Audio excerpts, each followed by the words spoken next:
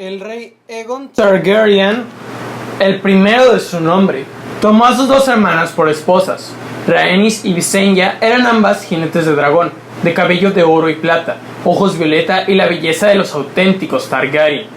Por lo demás, las dos reinas no se parecían más que cualquier mujer a otra, salvo en una cosa: las dos dieron un hijo al rey.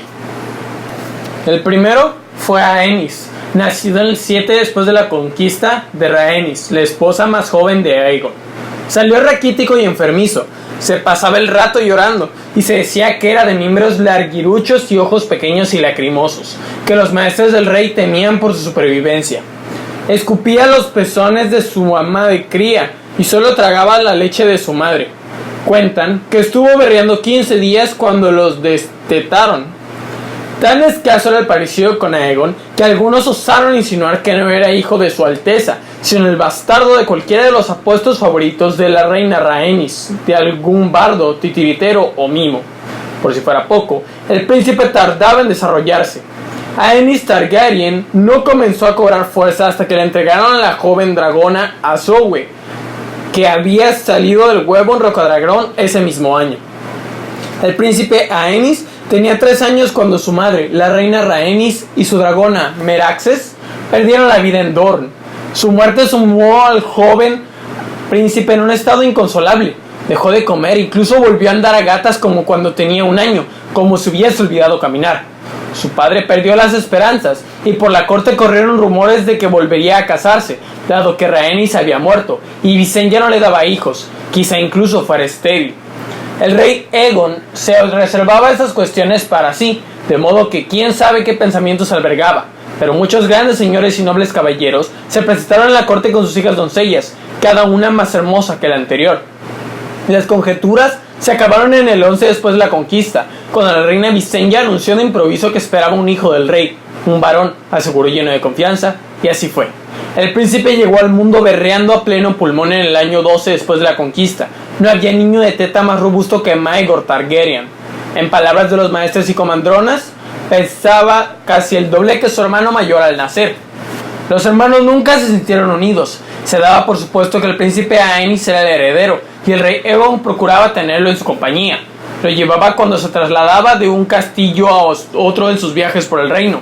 El príncipe Maegor se quedaba con su madre y ocupaba un asiento junto a ella cuando se reunía la corte. Por aquel entonces, la reina Visenya y el rey Aegon pasaban mucho tiempo separados. Cuando no estaba de viaje, Aegon volvía a ser fuerte de desembarco del rey, mientras que Visenya y su hijo se quedaban en Rocadragón. Fue por eso que señores y vasallos por igual dieron en llamar a Maegor el príncipe de Rocadragón. La reina Visenya le puso una espada en la mano cuando contaba con 3 años.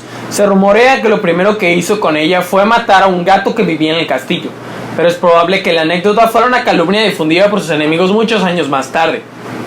Lo innegable es que el príncipe se sintió siempre atraído por las espadas. Su madre eligió a Sir Gawain Corbray como primer maestro de armas, un caballero de los más letales que pudieran encontrarse en ninguna parte de los 7 reinos. El príncipe Aenys pasaba tanto tiempo con su madre que fueron los caballeros de la Guardia Real quienes lo instruyeron en las artes caballerescas, y a veces el propio rey. Era un niño diligente, a decir de sus instrucciones, y no le faltaba coraje, pero carecía de la talla y la fuerza de su padre, y nunca pasó de ser un luchador aceptable, ni siquiera cuando el rey le dejaba esgrimir a fuego oscuro, cosa que ocurría de tanto en tanto. Aenys no se cubriría de vergüenza en la batalla, comenzaba sus instrucciones entre sí, pero tampoco se cantarían sus proezas. El príncipe Aenys tenía otros dones. Cantaba muy bien, hay que reconocerlo, tenía una voz potente y melodiosa. Era cortés y encantador y cultivado sin ser un ratón de biblioteca. Tenía facilidad para hacer amigas y las muchachas lo adoraban, ya fueran de alta o de baja cuna. A Aenys le encantaba montar y su padre le regaló corceles, palafrenes y destreros, pero su montura favorita era su dragona, Azogwe. El príncipe Maegor se le daba bien la equitación, pero no era aficionado a los caballos, a los perros ni a ningún animal. Cuando tenía 8 años recibió una coz de un palafrén en los estabos. Lo mató a cuchilladas y rajó media cara al mozo que acudió a la carrera al oír los alaridos de la bestia. El príncipe de Rocadragón tuvo muchos compañeros a lo largo de los años, pero ningún amigo de verdad. Era un joven pendenciero que se ofendía enseguida, no perdonaba fácilmente y resultaba temible cuando se encolerizaba. Sin embargo, con las armas no tenía rival. Se convirtió en escudero a la edad de 8 años. Cuando cumplió los 12 ya desencillaba a muchachos 4 o 5 años mayores en las lisas y sometía a golpes soldados curtidos cuando practicaba en el patio del castillo. En su 13º día del nombre, en el 25 después de la conquista, su madre, la reina Visenya, le entregó su espada a acero Valirio, hermana oscura. Faltaba medio año para que se casara. La tradición ancestral de la casa Targaryen era el matrimonio entre parientes. Entre hermanos se consideraba idóneo, pero si no había ocasión, ellas podían casarse con sus tíos, primos o sobrinos, y ellos con sus primas, tías o sobrinas. La costumbre remontaba a la antigua Valiria, donde era habitual entre muchas familias de rancio abolengo, sobre todo los que criaban y cabalgaban dragones. Según la creencia, la sangre del dragón debía conservarse pura. Algunos príncipes hechiceros también tomaban más de una esposa cuando les placía, aunque era una práctica menos frecuente que el matrimonio incestuoso. Los eruditos consignaron por escrito que en Valiria, antes de la maldición, se rendía culto a muchos dioses, pero no se temía a ninguno, de modo que pocos atrevían a alzar la voz contra esas costumbres. No así en Poniente, donde el poder de la fe era incuestionable. En el norte se conservaba el culto a los antiguos dioses y en las Islas del Hierro se adoraba al dios ahogado, pero el resto del reino tenía solo un dios de 7 rostros, cuya voz terrenal era la del Septón Supremo de Antigua. Las doctrinas de la fe, heredadas de los ándalos y transmitidas a lo largo de los siglos, condenaban las costumbres matrimoniales valirias que practicaban los Targaryen. El incesto se consideraba un vil pecado, ya fuese entre padre e hija, madre e hijo o hermano y hermana, y el fruto de esas uniones se consideraba una abominación ante los ojos de los dioses y los hombres. Desde nuestra perspectiva, resulta obvio que la cuestión acabaría por enfrentar a la fe con la casa Targaryen.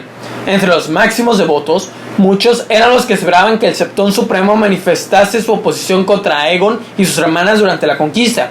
Y grande fue su decepción cuando el padre de los fieles disuadió a Lord Hightower de hacerles frente, e incluso bendijo y ungió al dragón en su segunda coronación. Se dice que las costumbres es la madre de la resignación. Tras coronar a Aegon el Conquistador, el Septón Supremo siguió siendo el padre de los fieles hasta su muerte, que aconteció en el 11 después de la conquista, cuando el reino ya se había hecho a la idea de que el rey tenía 2 reinas y que eran a la vez esposas y hermanas. El rey Aegon siempre se preocupó por respetar la fe, sancionó sus derechos y privilegios tradicionales, decretó que sus bienes estarían exentos de tributos y afirmó que los septones, septas y otros siervos de los 7 solo estarían sometidos a los tribunales de la fe para dar cuenta de sus actos. La avenencia entre la fe y el trono de hierro persistió durante todo el reinado de Aegon I, del 11 después de la conquista al 37 después de la conquista. 6 septones supremos llevaron la corona de cristal.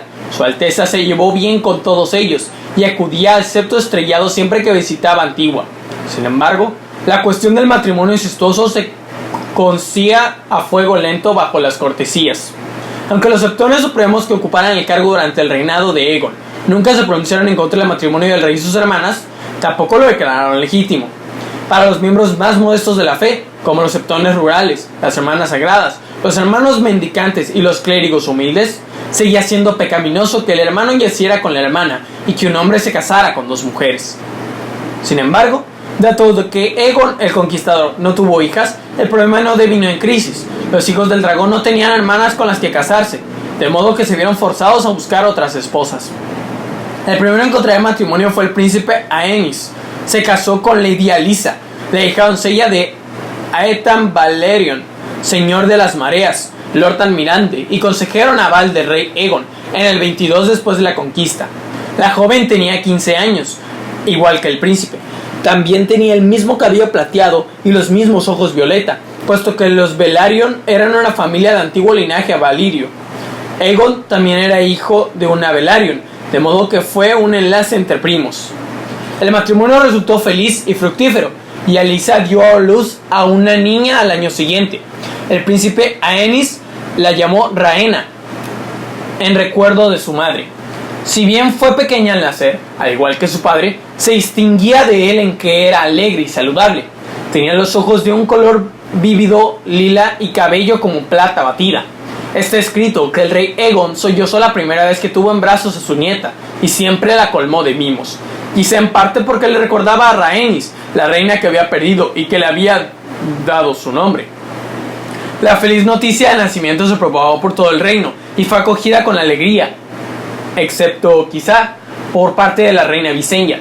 El príncipe Aenys era el heredero del trono de hierro, nadie lo cuestionaba, pero surgía la duda de si el príncipe Maegor seguía ocupando el segundo lugar en la línea de sucesión o quedaba desplazado por la princesa recién nacida. La reina Visenya propuso resolverla mediante un enlace entre la pequeña Rhaena y Maegor, que acababa de cumplir los 11 años, pero Aenys y Alysa se opusieron, y cuando llegó la noticia al septo estrellado, el Septón Supremo envió un cuervo con una advertencia. La fe no vería con buenos ojos esas nupcias. Su altísima santidad propuso otra esposa para Maegor, su sobrina Cerys Hightower, hija doncella de Manfred Hightower, señora de Antigua y nieto de otro anterior del mismo nombre. El rey Aegon, consciente de las ventajas de estrechar los lazos con Antigua y la casa que lo gobernaba, la juzgó acertado y dio su consentimiento. Y así fue que, en el 25 después de la conquista, Maegor Targaryen, príncipe de Rocadragón, contrajo matrimonio con Lady Cerys Hightower en el septo estrellado de Antigua, en una ceremonia que ofició el Septón Supremo en persona. Maegor tenía 13 años, la novia 10 más, pero todos los testigos del encamamiento declararon que el príncipe resultó un marido lujurioso, y el propio Maegor se jactó de haber consumado el matrimonio una docena de veces. Anoche engendré un hijo para la casa Targaryen, pregonó duramente en el desayuno. El hijo llegó al año siguiente y le pusieron el nombre Aegon en honor de su abuelo, pero los padres fueron Lady Alysa y el príncipe Aenys. Una vez más, hubo celebraciones a lo largo y ancho de los 7 reinos. El principito era fuerte y fiero y tenía aire de guerrero, según declaró su abuelo, nada menos que Aegon el dragón. Aunque continuaba el debate sobre quién prevalecía en el orden de sucesión, si el príncipe Maegor o su sobrina Rhaena, nadie dudaba que el joven Aegon sucedería a Aenys, su padre, igual que este sucedería a Aegon el dragón.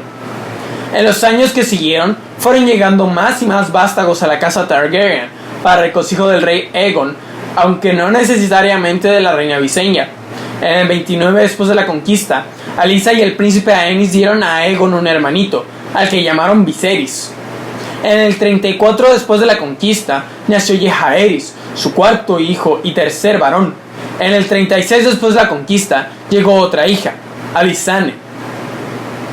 La princesa Rhaena tenía 13 años cuando nació su hermana, pero en palabras del gran maestre Gawain, disfrutaba tanto con el bebé que se diría que era suyo.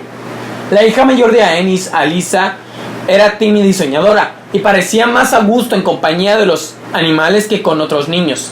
De pequeña, solía esconderse tras las faldas de su madre y aferrarse a la pierna de su padre en presencia de desconocidos, pero le encantaba dar de comer a los gatos que vivían en el castillo y siempre se llevaba un gatito o dos a la cama. Cuando su madre le buscaba una compañera tras otra, hijas de señores grandes y menores, Rhaena nunca se mostraba entusiasmada con ninguna de ellas y prefería refugiarse en los libros.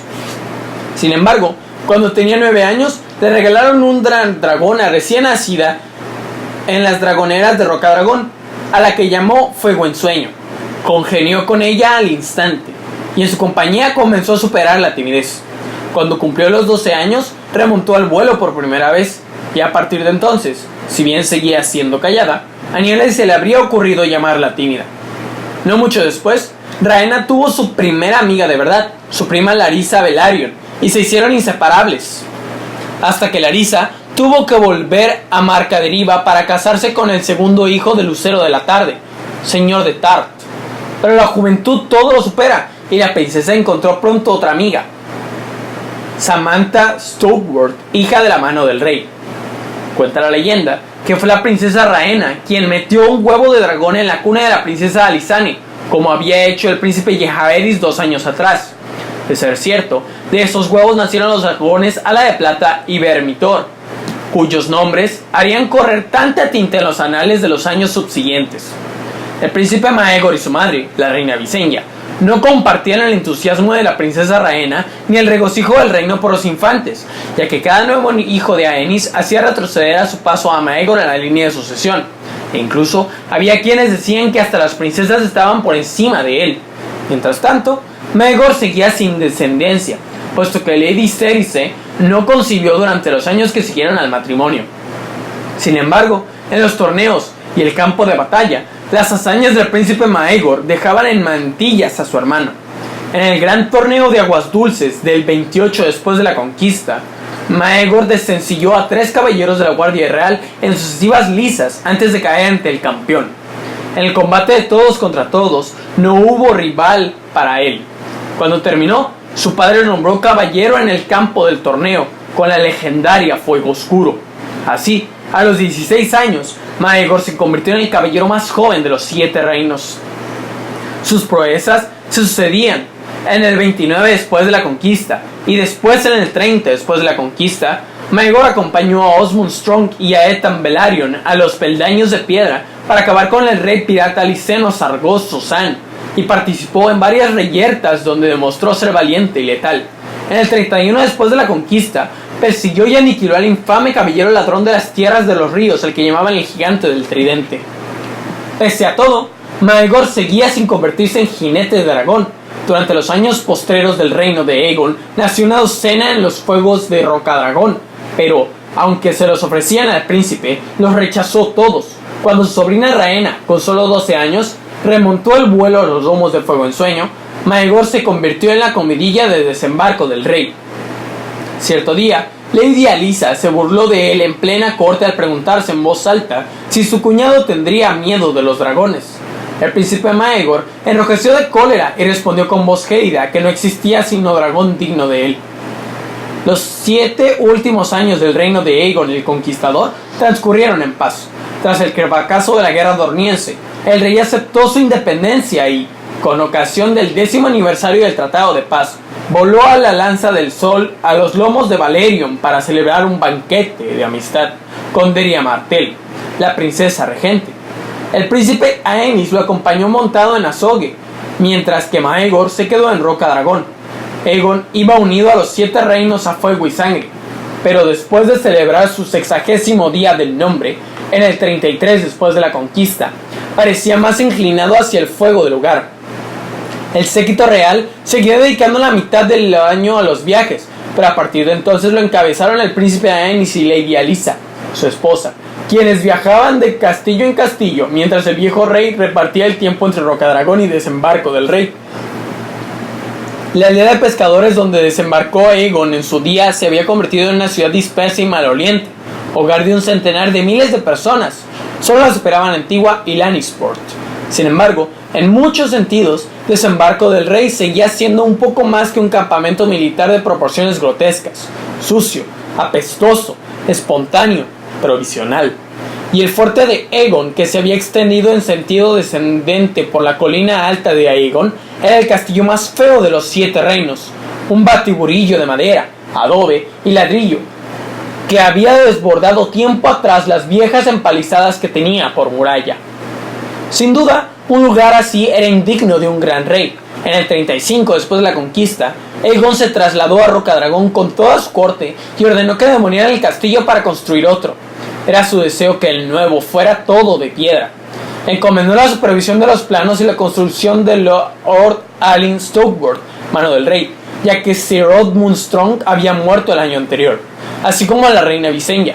En la corte se bromeaba con que Aegon había dejado a Visenya a cargo de la construcción de la Fortaleza Roja, para no tener que soportar su presencia en Rocadragón. Aegon el Conquistador murió de apoplejía en Rocadragón en el año 33 después de la conquista. Sus nietos, Aegon y Viserys, se encontraban con él en aquel momento, en la cámara de la mesa pintada, escuchando de la narración de sus conquistas. Su hijo Maegor, que vivía en Rocadragón por aquel entonces, pronunció el panegírico mientras colocaban el cadáver en una pira funeraria en el patio del castillo. Le habían puesto la armadura y le habían colocado la empuñadura de fuego oscuro entre los guanteletes. La costumbre de la casa Targaryen imponía que se incinerase a los difuntos en lugar de enterrar sus restos a la tierra. Y así, había sido desde los tiempos de la antigua Valiria. Las llamas de Vagar encendieron la pira. Fuego Oscuro quedó rodeada de llamas junto con el rey, pero Maegor la recuperó cuando se consumió la hoguera. Aparte de la hoja oscurecida, no mostraba daño alguno. No hay fuego normal capaz de hacer mella en el acero valirio. Sobrevivieron al dragón su hermana Visenya, sus hijos Aenys y Maegor, y 5 nietos. El príncipe Aenys tenía 30 años cuando murió su padre, el príncipe Maegor 25. Aenys estaba en Alto Jardín de visita oficial cuando falleció Aegon, pero voló a Rocadragón a lomos de Azogue para insistir a la incineración. Cuando terminó, se puso la corona de hierro y rubíes de su padre, y el gran maestre Gawain lo proclamó Aenys de la casa Targaryen, el primero de su nombre, rey de los sándalos, los Rhoynar y los primeros hombres, hombres del señor de los 7 reinos y protector del reino. Los señores que habían acudido a Rocadragón para despedirse de su rey se posternaron e inclinaron ante él. Cuando llegó el turno del príncipe Maegor, Aenys lo ayudó a ponerse en pie, lo besó en la mejilla y dijo: hermano, no tienes que volver a arrodillarte nunca ante mí. Vamos a gobernar este reino juntos, tú y yo. Tras estas palabras le entregó a Fuego Oscuro la espada de su padre. Eres más digno de esgrimir esta espada que yo. Empúñala en mi nombre y me daré por satisfecho. Los sucesos posteriores demostraron cuán erróneo fue ese legado. El príncipe Maegor ya había recibido a Hermana Oscura de manos de su madre, la reina Visenya, de modo que las 2 espadas ancestrales de Cero Valirio de la casa Targaryen quedaron en su poder. Sin embargo, a partir de esa fecha solo empuñaría a Fuego Oscuro. Hermana Oscura quedó colgada en la pared de sus aposentos, en Rocadragón. Cuando concluyeron las exequias, el nuevo rey y su séquito pusieron rumbo al desembarco del rey, donde esperaba el trono de hierro ante montones de barro y escombros. Habían derribado el viejo fuerte de Aegon, y la colina estaba salpicada de fosos y túneles destinados a albergar los sótanos o los cimientos de la fortaleza roja, pero la construcción no había comenzado aún. No obstante, millares de personas acudieron a aclamar al rey Aenys cuando ascendió al trono de su padre. De allí se trasladó a la Antigua para recibir la bendición del Septón Supremo. Aenys podría haber llegado en pocos días a lomos de Azogue, pero prefirió viajar por tierra, acompañado de 300 caballeros con sus caballos y sus séquitos. La reina Alysa iba a su lado, junto con sus 3 hijos mayores. La princesa Rhaena tenía 14 años y era una joven hermosa que cautivaba el corazón de los caballeros en cuanto la veían. El príncipe Aegon tenía 11 años y Viserys 8. A sus hermanos Jaehaerys y Alysanne los consideraron muy pequeños para un viaje tan arduo y se quedaron en Rocadragón. Desde el desembarco del rey, la partida real se encaminó a Bastión de Tormentas y luego continuó hacia el oeste a través de las marcas de Dorne, con destino a Antigua, alojándose en todos los castillos que quedaban a su paso. El camino de regreso se planificó para pasar por Alto Jardín, Lannisport y Aguas Dulces. A lo largo de toda la ruta acudieron centenares, millares de campesinos para victoriar a los nuevos reyes y saludar a los jóvenes príncipes. Pero, si bien Aegon y Viserys disfrutaban con las ovaciones de la multitud y con los banquetes y fiestas que se organizaban en todos los castillos para entretenimiento del nuevo monarca y su familia, la princesa Rhaena retomó su antigua timidez. En Bastión de Tormentas, el maestro de Orys Baratheon llegó a escribir: la princesa parecía no querer estar donde estaba ni aprobar nada de lo que veía u oía. Apenas comía, no participaba en las jornadas de caza y cetrería, y cuando le pedían que cantara, pues se dice que posee una voz preciosa, se negaba con brusquedad y se retiraba a sus aposentos. La princesa detestaba haber tenido que separarse de su dragón a fuego en sueño, y de su favorita de entonces, Melanie Piper, una pelirroja de las tierras de los ríos. Su reticencia a unirse a las celebraciones no terminó hasta que la reina Alysa mandó a buscar a Lady Melanie para que los acompañara. En el septo estrellado, el Septón Supremo ungió a Aenys Targaryen, igual que a sus predecesores, al padre de este, y lo obsequió con una corona de oro amarillo con los rostros de los 7 engastados en jade y perlas. Sin embargo, mientras Aenys recibía la bendición del padre de los fieles, otros ponían en duda sus aptitudes para ocupar el trono de hierro. Poniente necesitaba un guerrero, se murmuraba, y el más fuerte de los 2 hijos del dragón era sin duda Maegor. Los chismorreos procedían ante todo de Visenya Targaryen, la reina viuda, de quien se cuenta que afirmó: la verdad es tan evidente que hasta Aenys la ve. ¿Por qué, si no, iba a entregar fuego oscuro a mi hijo Maegor? Sabe que es el único que posee la fuerza necesaria para gobernar. El templo del nuevo rey se pondría a prueba antes de lo que nadie imaginaba. Las guerras de la conquista habían dejado cicatrices por todo el reino. Hijos que al cumplir la mayoría de edad soñaban con vengar a sus padres, fríos en la tumba. Caballeros que añoraban todos los días en que un jinete con espada y armadura podía conquistar la gloria y riqueza a golpe de espada. Señores que recordaban los tiempos en que no necesitaban permiso del rey para cobrar sus tributos o matar a sus enemigos. Las cadenas que forjó el dragón aún pueden romperse. Se decían descontentos: podremos recuperar la libertad, pero hay que atacar ahora, porque el nuevo rey es débil. Las primeras incitaciones a la sublevación acontecieron en las tierras de los ríos, entre las colosales ruinas de Harrenhal. Aegon había entregado el castillo a Sir Quentin Querrys, su antiguo maestre de armas. Cuando este murió, al caerse de caballo en el 9 después de la conquista, el título pasó a su nieto Gargon, un imbécil obeso con un indecoroso apetito por las jovencitas. Lord Gargon pronto adquirió la fama de presentarse en todas las bodas que se celebraran en sus dominios para reclamar sus derechos de pernada, con lo que dieron el apodo de Gargon el invitado, aunque cuesta imaginar que nadie pudiera mandarle la invitación. También se tomaba libertades con las esposas e hijas de sus criados. El rey Aenys continuaba de viaje y estaba alojado en el castillo de Lord Tully de Aguas Dulces, en su camino de regreso a desembarco del rey, cuando el padre de una doncella que había recibido el favor de Lord Querrys dejó entrar en Harrenhal por una puerta trasera a un bandido que aseguraba ser nieto de Harren el Negro y se hacía llamar Harren el Rojo. Los forajidos sacaron al invitado de la cama y lo llevaron a rastras del bosque de dioses, donde Harren le cortó los genitales y se los dio de comer a un perro. Mataron a unos cuantos soldados leales y el resto aceptó a Harren, quien se declaró señor de Harrenhal y rey de los ríos, no de las islas, puesto que no era hijo del hierro. Cuando la noticia llegó a Aguas Dulces, Lord Tully apremió al rey para que montase en Azogwe y cayese sobre Harrenhal como había hecho su padre. Sin embargo, quizá recordando la muerte de su madre en Dorne, lo que hizo fue ordenar a Lord Tully que convocase a sus banderizos y esperaran a Aguas Dulces a que acudiesen. No se puso en marcha hasta que fueron a un millar, y cuando llegaron a Harrenhal lo encontraron vacío, salvo por los cadáveres. Harren el Rojo había pasado por la espada de los criados de Lord Gargon y se había refugiado en los bosques con su banda. Cuando regresó al desembarco del rey, Aenys recibió noticias aún peores. En el valle, Jonos Harrin, hermano leal de Lord Ronel, lo había derrocado y encarcelado, tras lo cual se había proclamado el rey de la montaña y el valle. En las Islas del Hierro había emergido del mar un nuevo rey sacerdote que afirmaba ser Lodos el 2 veces ahogado, hijo del dios ahogado, quien regresaba tras visitar a su padre. Para colmo, en lo alto de las montañas rojas de Dorne había surgido un aspirante a quien llamaban el rey buitre, el cual se dedicaba a incitar a los antiéticos dornienses a vengarse de los agravios que los Targaryen habían infligido en sus tierras. La princesa Deria renegó de él y pronto juró que los dornienses leales y ella no querían sino la paz.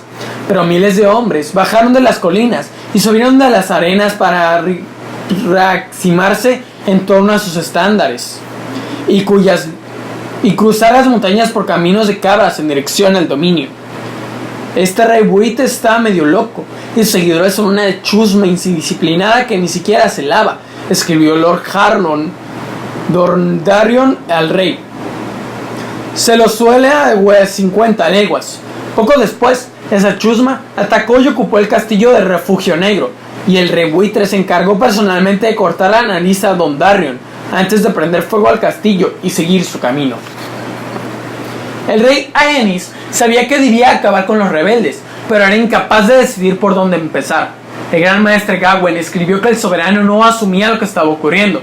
¿Acaso no lo adoraba el pueblo llano? Jonos Harrin, ese nuevo Lodos, el rey buitre, ¿qué mal les había hecho? ¿Se habían sufrido agravios? ¿Por qué no acudían a él? Los habría escuchado. Su Alteza hablaba de enviar mensajeros a los rebeldes, de informarse de los motivos de sus actos. Mandó a la reina Alisa y a sus hijos pequeños a Rocadragón por medio de que no estuvieran a salvo en desembarco del rey. Con Harren el Rojo vivo y no muy lejos, ordenó a Lord Harren Stokeworth, su mano, que comandase una flota y un ejército para ir a Valle a derrocar a Jonos Harren y devolver el título a su hermano Ronen.